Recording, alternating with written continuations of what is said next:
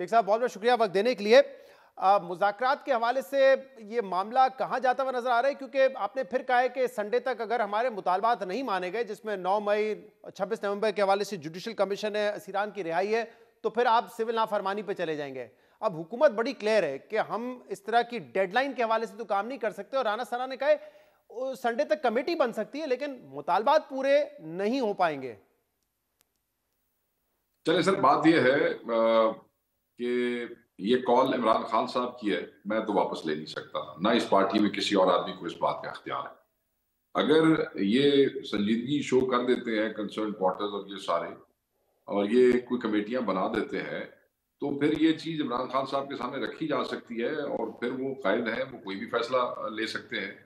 उनके फैसले से पहले मैं ऐसी कोई बयान जो है वो नहीं दे सकता जिससे मैं कहूँ कि अगर ये कर लेंगे तो ऐसे हो जाएगा। बट आप देखें कि पहले भी जब उन्हें अंदर कन्वे किया गया कि इसको थोड़ा सा आगे करें, तो वो उन्होंने संडे तक कर दिया था, अगर आपको याद हो जी। तो। अगर ये कोई ऐसी संजीदगी का मुजाहरा करें जिससे पता लगे कि चीजें मीनिंगफुल डायलॉग की तरफ, this is very important the word meaningful, की तरफ जा रहे हैं, तो फिर खान साहब कर सकते हैं फैसला, उनकी सही। डिस्क्रेशन है। ये मतलब इतना मार्जिन आपको लगता है कि खान साहब दे देंगे कि अगर मुज़ाकरात शुरू हो जाएं और कोई मीनिंगफुल मुज़ाकरात हो रहे हो तो शायद इसको मजीद मौखर भी किया जा सकता है, लेकिन ये फैसला इमरान खान का होगा। ये जी जी बिल्कुल ऐसे ही है सर, सही। ऐसे ही। लेकिन मुझे बताएं कि अयाज सादिक साहब ने तो पहले भी कहा मेरा दफ्तर हाजिर है, मेरा घर हाजिर है, आज भी वो कह रहे हैं कि पीटीआई ने कमेटी बना दी, हमें पता है, लेकिन वो टीवी पे ही हम सुन रहे हैं, हमसे राब्ता नहीं किया है। क्या वजह है कि आप राब्ता नहीं कर रहे? क्या आप ये भी पहले सर आप तो राब्ता करें? तो वो मेरे भाई है, राब्ता तो फिर अगर उनका दफ्तर हाजिर है तो फिर राब्ता तो उन्होंने करना है ना जी। हमने तो कमेटी बना के ये कह दिया कि हमने कमेटी बना दी है, जिसने बात करनी है उस कमेटी से बात कर ले। उनका ऑफिस किस लिए हाजिर है? उनको चाय पानी के लिए हाजिर तो नहीं है ना, if he is custodian of the house. We मैं नो द समझ जा रहा हूँ फैक्ट कि शेख ही साहब, कुड। क्योंकि असेंबली में खड़े होकर आपके तमाम रहनुमा अब ये कह चुके हैं, इमरान खान ने खुद मुज़ाकरात के लिए कमेटी बनाई है और आप कहते हैं कि हमें हुकूमत से बात करनी है, लेकिन सिर्फ ये अब रह गया मामला कि नहीं हम पहल नहीं करेंगे, वो हमसे बात कर लें। मतलब ये नहीं, पहली बात ये जी। तमाम तमाम रहनुमाओं ने ये बात नहीं की। मैं थोड़ा सा, क्योंकि मैं उसको बड़ा क्लोजली वॉच करता रहा हूँ, हाँ। चंद रहनुमाओं ने बिल्कुल ये बात की है और सबका एहतराम है जी, सबकी राय का एहतराम है। और उसमें ये नुकसान भी हमें हुआ कि उन चंद रहनुमाओं की तकरीरें लेके पिछले 3-4 दिन से मीडिया ने एक ऐसा नैरेटिव क्रिएट कर दिया कि पता नहीं शायद हमारा जो पार्टी है वो लेट गई है मुज़ाकरात के लिए और लंबी पड़ गई है। और खान साहब ने भी उस दिन कहा कि हमने तो एक विंडो ऑफ अपॉर्चुनिटी खोली थी मुज़ाकरात के लिए, इन्होंने तो उसका तमस्खुर उड़ाने की उन्होंने कल कोशिश अपने की। उनके ट्वीट में भी ये जिक्र था कि ऐसा तासुर किया जैसे जी, हम सरेंडर कर मतलब है दिया, हमने हमने किसी के सरेंडर सर कर पे दिया। मतलब आप ये चाहते हैं ये तासुर ना जाए कि आपने सरेंडर कर दिया और एक इक्वल फुटिंग पे आप बात करना चाह रहे हैं। नहीं, हम देखें सर, जुल्म हमारे साथ हुआ, कत्ताल हमारा हुआ शहजाद भाई, हम्म।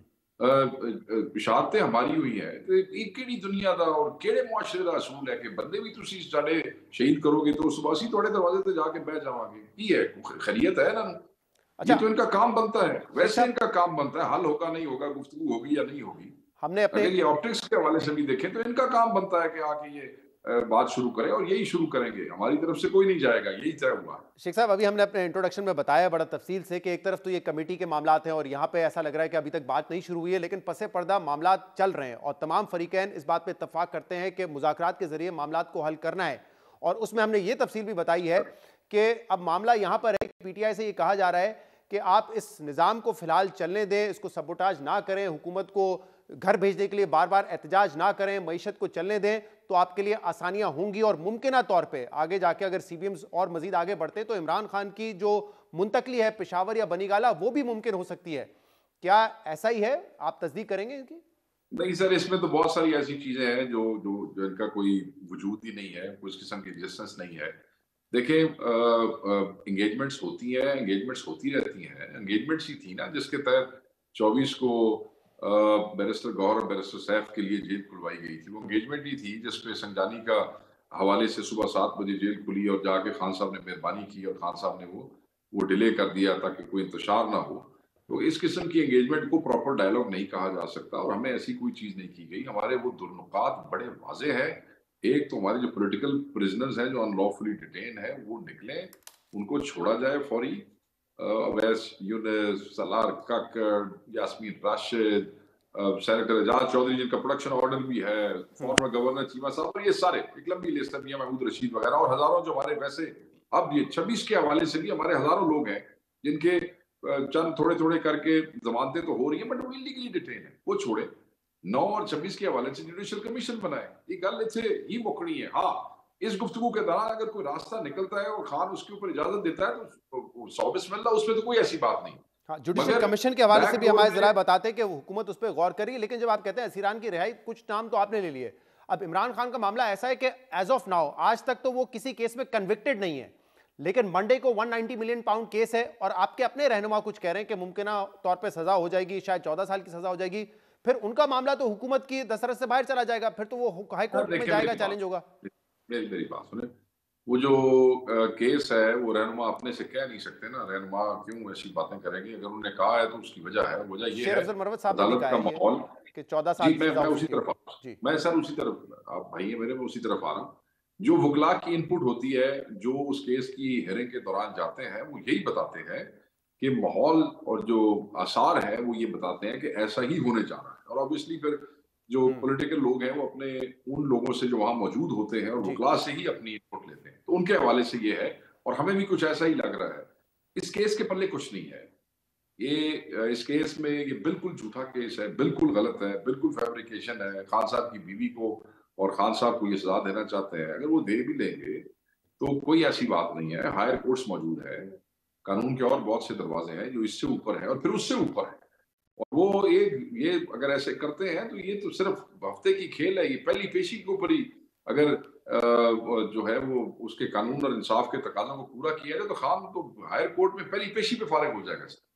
अच्छा, आप ये कहना चाह रहे हैं कि ये मामला मजीद जेरे ट्रायल रहता और ट्रायल चलता रहता, उससे बेहतर ये है कि फैसला आ जाए और हाई कोर्ट में आपको लगता है ज्यादा आसानी हो जाएगी इस केस को रिवर्स करने में?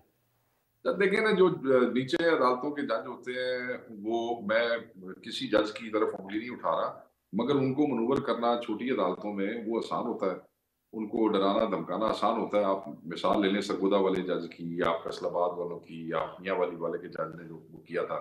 बट हाई कोर्ट्स में जरा थोड़ा सा जज जो है वो तकड़े होते हैं और हुकूमतें उनको मनूवर औखा होता है। देखें ना, वो 6 हाई कोर्ट के जजों का खत आया था, आप ये देख लें, वो फिर भी रेजिस्ट करते हैं। उस खत लिखने के बावजूद वो डटे हुए हैं, वो सारे 6 के 6 सही वो लगे हुए हैं। तो वो जितना ऊपर जुडिशरी जाती है, यूजुअली कोई सेट रूल ऑफ थंब नहीं है, वो उतना थोड़ा जरा स्टैंड लैंड झुके होंगे जी। तो अच्छा, मुलाकात में वापस आते हैं। आपको उम्मीद है कि वजीर आजम आजकल में जब आ जाएंगे तो वो कमेटी बना देंगे और हुकूमत की संजीदगी नजर आ रही है आपको? क्योंकि कुछ लोग तो है ना जो बयान दे रहे हैं कि नहीं, मुज़ाकरात हो ही नहीं सकते, आपसे 9 मई पे माफी मांगे या आपकी तो जमात को मैं खत्म इस कर पे दिया कोई जाए। बात हाँ, मैं इस पे कोई बात नहीं करूंगा। अभी तक तो जो लोग बोल रहे हैं, जिस हाँ, किस्म की मतलब है कि मज़ाक़ खेज़ किस्म की और तमस्खुर-आमेज़ गुफ्तगू वो लोग कर रहे हैं इस सारे हवाले से, most of those people don't matter actually.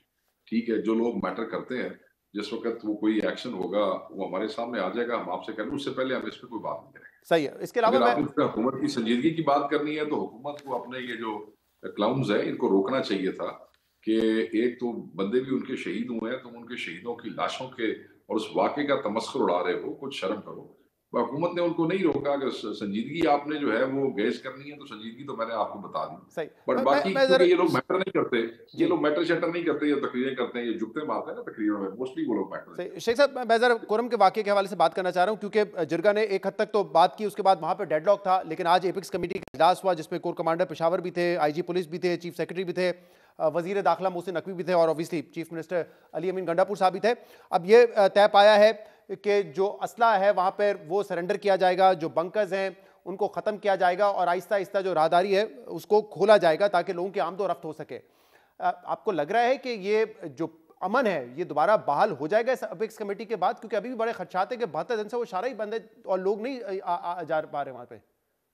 देखें सर, बात पहले ये है कि 22 23 को मुझे याद है, हमारे वुज़रा और हमारे एमपीएस यहाँ से गए थे खुरम। वहाँ लंबा 2 एक दिनों का इन्होंने जिरगा किया, जिस जिरगे के नतीजे में एक सीज फायर जो है उसके ऊपर इत्तफाक किया गया दोनों पार्टीज के दरमियान, और तभी डेड बॉडीज एक्सचेंज हुई, तभी जो खवातीन जो थी दोनों साइडों से उनका एक्सचेंज हुआ जो इस सारी लड़ाई के दौरान। अच्छा, वो जो उस सीज फायर की वायलेशन 8 दिनों के लिए, फिर 10 दिनों के लिए, एज सच कोई मेजर वायलेशन उस सीज फायर की नहीं हुई। बट डेडलॉक जो था वो ये था कि जो बंकर्स वहां पे बनाए गए हैं दोनों साइडों से, और वो जो असला है वो इनसे रखवाया जाए और उन बंकर्स को मुस्मार किया जाए। इसलिए कि बेसिकली वो जो बंकर्स हैं, उनमें से ही बैठ के वो कार्रवाइयाँ होती हैं, जो बताया गया। तो वो डेडलॉक है और जो रास्ता बंद है, रास्ते बंद की एक वजह और बिल्कुल बहुत बड़ी ह्यूमन कैटास्ट्रोफ है, बहुत बड़ी ये ट्रेजेडी है, क्योंकि सारे के सारे हमले उस रोड पे उन कॉन्वॉयज पे रहते हैं, जिनको सिक्योरिटी फोर्सेस भी सपोजिटली वो उसकी हिफाजत करते हैं।